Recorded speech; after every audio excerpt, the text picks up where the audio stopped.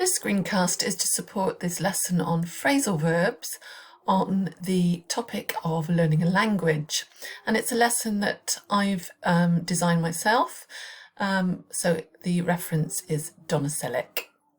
So because the lesson is about me, you will need to slightly adapt it so that it's about you. So the first thing I do is show them this picture, and I ask the students, who do you think this is?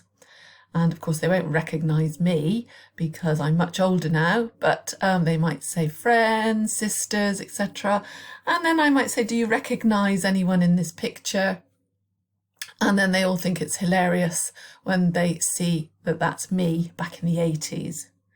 So then I show them the other pictures and I ask them to just briefly discuss together what they can see in the pictures and how they think each picture relates to my life. So give them a few minutes to do that, see what they come up with, and then I can elicit hopefully from them with some guidance that after my A-level exams I went to France to live in Paris, where I learned to speak French by going to classes, and I looked after some children, so I was an au pair in a family. And then I've got 3 questions here that I'll ask them to look at. How old was I? Do you think I picked up French quickly? And do you think I could work out easily what people were saying to me? So again, students discuss briefly and get some feedback. The students can tell me their ideas, and then I need to probably clarify the meaning of pick up and work out, the 2 phrasal verbs that have come up in the questions they've answered.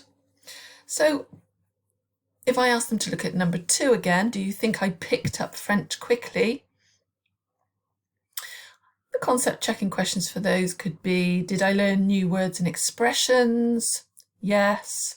Did I slowly start to get a better understanding of how French people speak?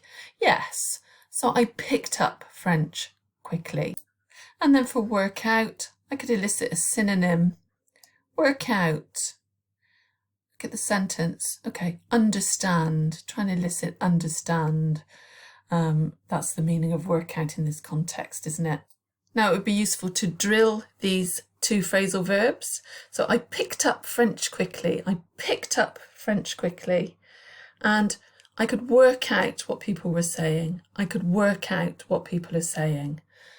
Drill that chorally and individually and focus students' attention on the sentence stress. So now that students have been introduced to the topic and a couple of the phrasal verbs, they can do this reading to find out a little bit more about my experience of learning a language in France. So I've written this text about my experience, and I'm going to set them a nice simple gist reading question to do first. So here it is. Did I feel pleased with my progress in French? So they read the text quickly, not worrying about understanding every word, and just answer the question, check with their peers and get some feedback. And the answer is yes, I felt quite pleased with my progress in French. Once you've got some feedback on that, they can then read the text again for more detail. This time they're going to write a list of ways I used to improve my French. Do the first one together, so allow them to read the text and hopefully they'll come up with classes every morning. That was one way I improved my French, and then give them time to find the other ways I used to improve. Peer check and feedback, making sure that the answers are written down somewhere for them to see. So now that they've gained an understanding of the content of the text, we're going to analyse the target language from the text, the phrasal verbs. So the first thing I need to do is check meaning. So they can have the text in front of them because it helps them with the context and helps them understand the meaning better while I ask my concept checking questions. So for example, to get buy-in, ask the students to find the sentence in the text which contains that phrasal verb. And then you can concept check in the context of that sentence. So you can see it here. I'm able to get by in French for the day-to-day things like shopping, etc. Okay, so I might say, do I speak French really well? The answer is no, isn't it? Do I know just enough for French people to understand me in shops and restaurants, for example? Yes. So I don't speak French well, but I can speak enough French for people to understand me.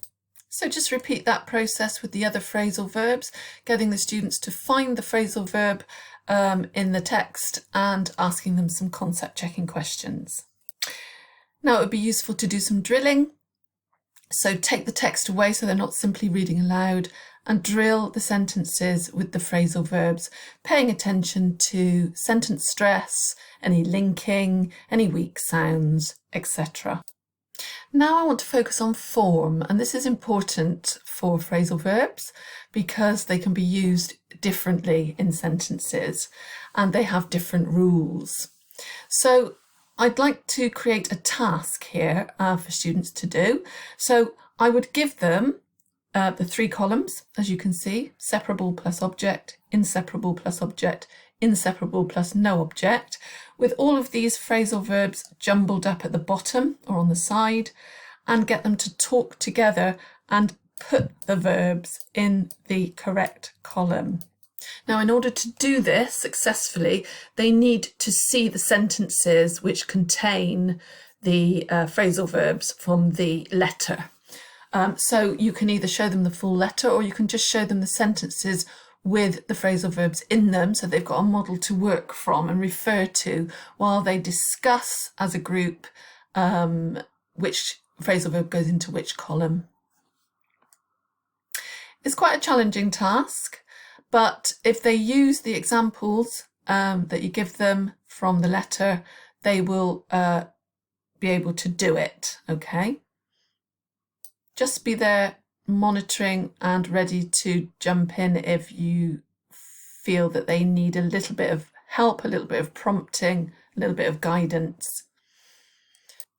If they finish it and some are incorrect, say to them, that's good, but I can see that there are 2 that you need to change, and prompt them now to continue working and identify the 2 that need changing and putting them in the correct columns. So just help them and guide them, but don't tell them the answers. When they've done as much as they can, check together. If they've got them all right, great. If they haven't, you need to help them and, look at the sentences and get them to think about whether you can separate the verb from the preposition, or whether it has an object or not, etc. So some checking questions in feedback are invaluable here. Once they've identified them correctly, you can look at the separable ones, and it's useful to get them to think of how they could write the same sentences, this time separating the phrasal verbs. So, for example, in the reading, it says, I'm beginning to work out the difference. But if it's separable, which it is, how could you use it differently in the sentence? If you separated it, what would it look like? So get them to think about that and try and make the sentence this time separating the phrasal verb. So I'm beginning to work the difference out. I try and find the meaning out, separating find and out. I might take Spanish up instead of I might take up Spanish. We can generally get across what we want to say. We can generally get what we want to say across. So it's good practice for them in terms of form to separate the ones they've identified in the chart as being separable. Another useful thing is to look at using the pronoun with separable phrasal verbs. So I could elicit all these things underlined in red. What pronoun could I replace it with? It, okay. And where does where do we put it in the sentence? We put it in between the verb and the preposition. Okay? It goes between the verb and the preposition. So the rule is here that if you're using the pronoun, it must go between the verb and the preposition. You can't say, I'm beginning to work out it, even though you can say, I'm beginning to work out the difference. So that's something that's useful for the students to know. If you like, you could give them some sentences with the pronoun in the incorrect place so that they then need to correct it. Here's an example of how you would need to change the sentence if you were using the pronoun. Now it's time for some controlled practice. So this task is an ordering task. Students have to put the words in the sentence into the correct order, following the rules of form. So it says at the top, more than one answer is possible in some cases, which means they could separate or not separate the phrasal verb. Okay, so an example is given. When she found out, she was very angry. And then, of course, get them to do number 1 as an example. Quickly peer check, feedback, show them the answer, and allow them to do the rest. It's a good idea to have the rules of form visible to them while they're doing this, so that they can refer back to them if they're unsure. So that table with whether the verb is separable or not, whether it takes an object or not, is useful. Then once they've finished, they can peer check and get some feedback. Deal with any issues that are still coming up in the feedback. So listen carefully, monitor carefully while they're checking their answers with each other to see what they're still struggling with. Now they can do some freer practice, and we want the students here to discuss their experience of learning a new language, either English or another. So it's something they can all relate to and hopefully will enjoy participating in. So I've got some questions here in blue, and I would choose a strong student to do a demonstration with. So for example, Miguel, what foreign languages do you speak? Miguel might say English and, I don't know, Russian. Oh, that's interesting. And how well do you speak Russian? He needs to use a phrasal verb in his answer. So he might say, oh, I speak Russian okay. Okay, Miguel. So which one of these phrasal verbs could you use? I get by in Russian. I get by in Russian. Very good. And how easy was Russian to pick up? I picked it up quite easily, etc. Okay, so you want the students talking together, asking questions, and using these phrasal verbs as much as they possibly can in their responses. Of course, you're monitoring here, listening out for examples of good use of the phrasal verbs and some incorrect use. They might separate some that aren't separable. They might mispronounce some of them.